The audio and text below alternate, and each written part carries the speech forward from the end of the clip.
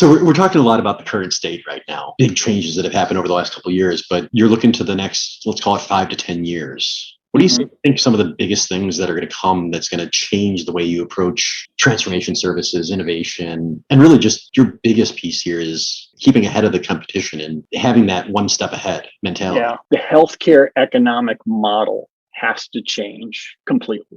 It has to change completely.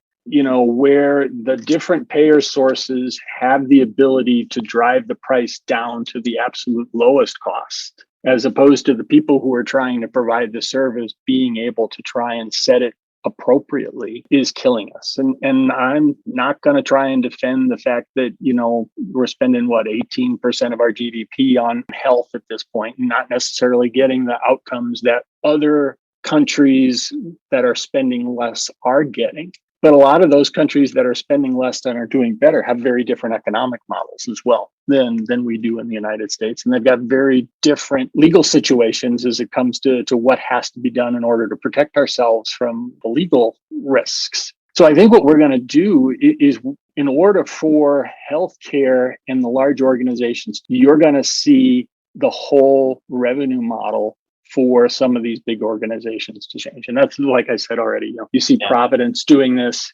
First we did medical tourism, right? So some of the biggest systems, they went over to the Middle East and they built whole cities of healthcare systems in those cities, and they brought people back into the United States, and that worked for a while. But I think at this point, if you really want to innovate, you're going to have to figure out how to bring a new revenue stream into the organization. And so they're investing in companies, they're investing in resources to provide professional services to other healthcare systems. You're seeing collaborations form that never formed before. Everything that we can do in order to bring in additional revenue via new vehicles, in order to turn that around and make the investments in the technologies, innovations, transformations that really are going to need to be there to make a difference in the long term.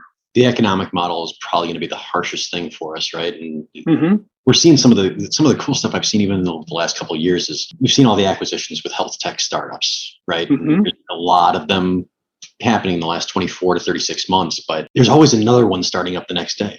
So it's really the same kind of concept, though, is that economic model has been shifting. Instead of the hospitals and hospital groups and care groups doing it, you're starting to see the startups, which are being funded by them. Correct.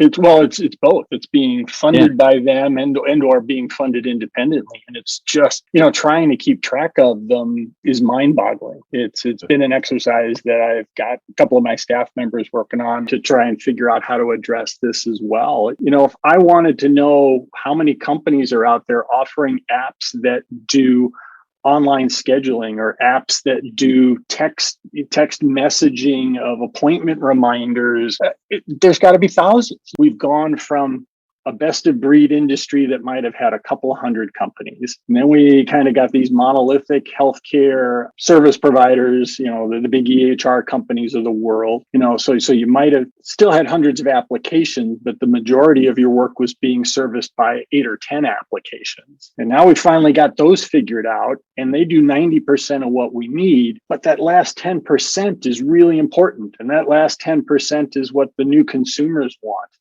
Suddenly, that little percentage becomes so relevant that we're augmenting everything that we've built with all of these little tiny integrated apps and applications, and just trying to figure out how to put all those pieces together, how to make the right bets so that that company is still there 2 weeks after you sign the contract. It is a whole new set of complexities that we've been really challenged by at this point. Absolutely. It's been an interesting show, at least, seeing all the new startups and new technologies that are coming out, right? Like you said, planning and scheduling, billing through RevCycle to even just telemedicine. Seems like there's a new work there every day, right? So I just laugh. I mean, telemedicine, I think, was the first technology innovation I worked on back in the 80s, when suddenly AT&T brought broadband to the world and everybody was put in video conferencing and, video telemedicine services, and, still took 35 years in order to kind of get to a point where it actually can meaningfully work for for patients in a way that it never could before.